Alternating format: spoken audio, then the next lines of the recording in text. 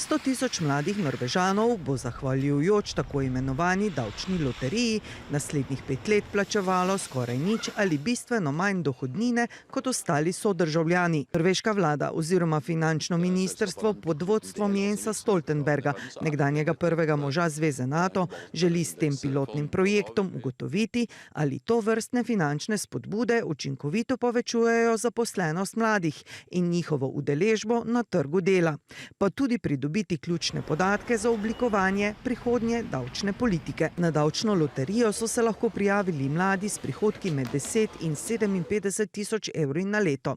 Izžrebani upravičenci, kot je Max, bodo lahko v 5 letih prihranili tudi do 11 000 evrov, saj se davčna spodbuda nanaša izključno na zasluženi dohodek in ne posega v transferje socialne varnosti. Opozicija in kritiki pa vladi očitajo, da s projektom davčne loterije, vreden je več kot 40 milijonov evrov, ne rešuje problema brezposelnosti, še posebej v oddaljenih, manj poseljenih severnih regijah.